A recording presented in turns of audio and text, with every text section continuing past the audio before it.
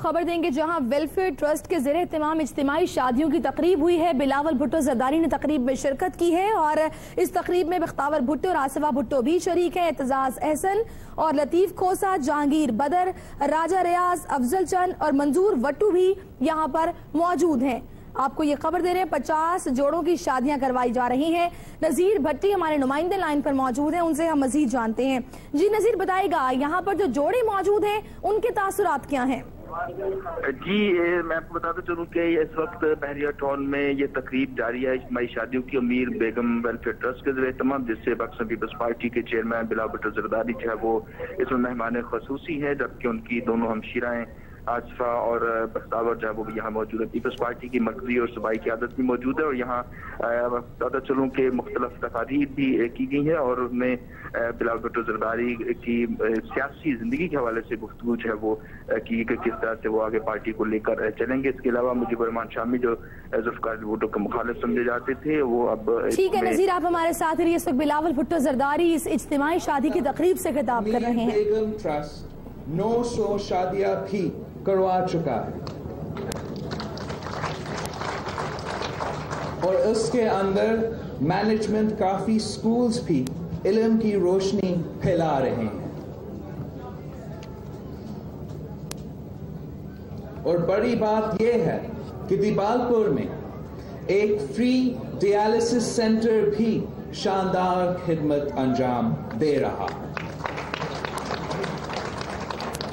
یقیناً یہ ربینہ شاہین وٹو صاحبہ اور ان کی ٹیم کی محنت کا ثمر ہے اور یہ ایک حقیقی فلاحی ادارہ ہے اور ایسے فلاحی اداروں کی آج ہمارے ملک کو ضرورت بھی ہے۔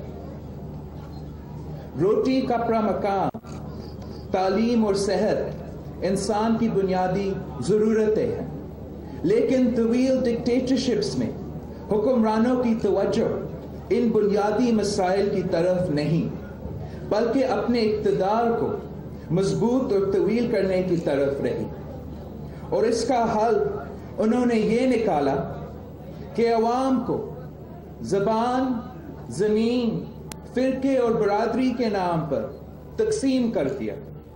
مفاد پرستوں کی حمایت سے کچھ مخصوص گروپس تو طاقتور اور امیر ہو گئے لیکن غریب پستے چلے گئے۔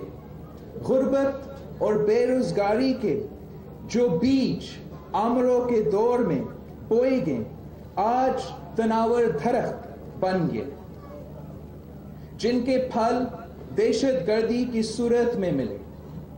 آج بھی حکومت کی ترجیح یہ مسائل نہیں ہے۔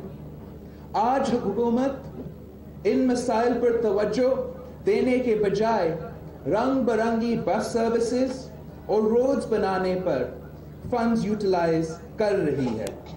اس سے بہتر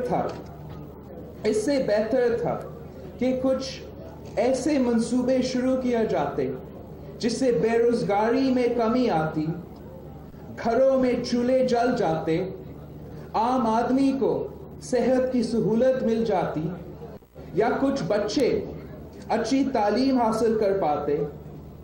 اربوں روپے کی سستی روٹی اور دانش سکول جیسے بے سروپا پروجیکٹس نہ تو غریب کے بچوں کو معیاری تعلیم دے سکے اور نہ ہی غریبوں تک سستی روٹی پہنچی۔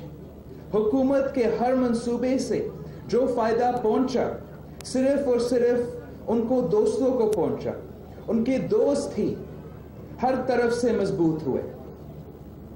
پاکستان پیپلز پارٹی طاقت کا سرچشمہ عوام کو سمجھتی ہے۔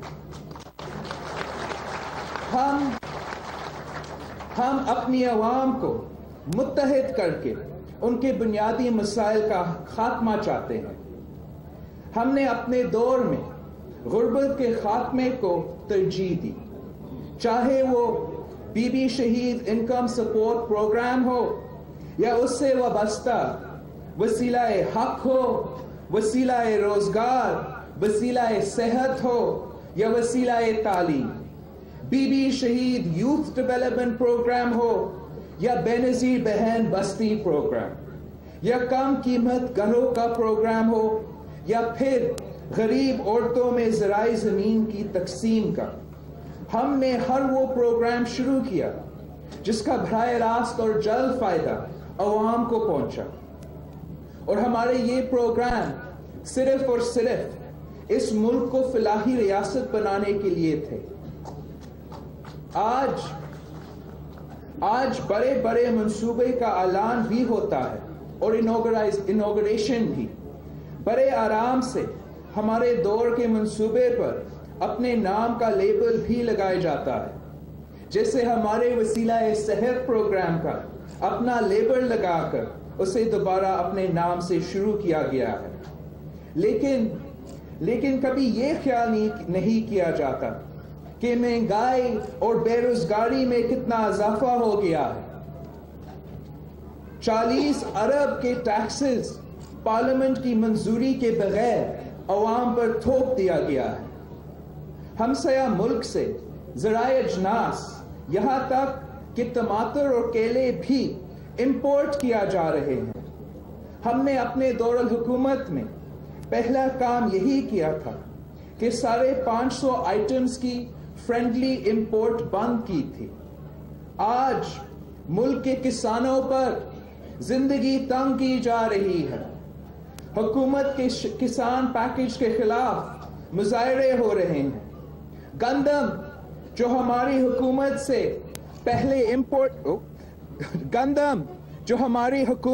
پہلے امپورٹ کی جاتی تھی، ہمارے دور حکومت میں ہم نے پاکستانی گندم ایکسپورٹ کی اور کسان خوشحال ہوئے۔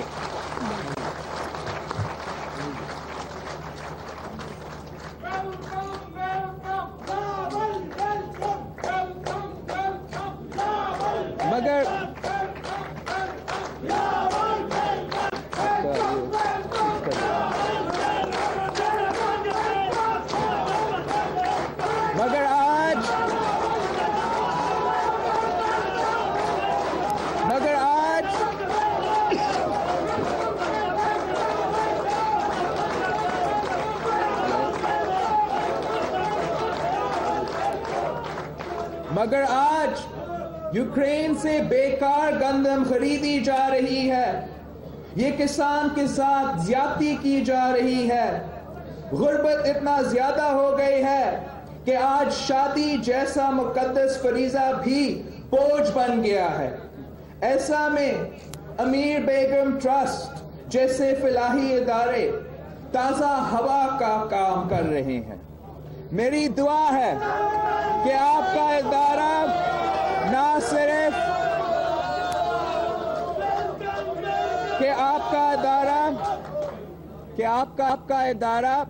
نہ صرف اپنا فلاحی کام جاری رکھے بلکہ اس کا دائرہ اور وسیع ہو، اور میری خواہش ہے کہ دوسرے ادارے بھی ایسی خدمت انجام دے۔ اس کے ساتھ ساتھ میں مبارکباد دیتا ہوں تمام دھلا اور دھلن کو جو آج سے اپنی نئی زندگی کا آغاز کر رہے ہیں۔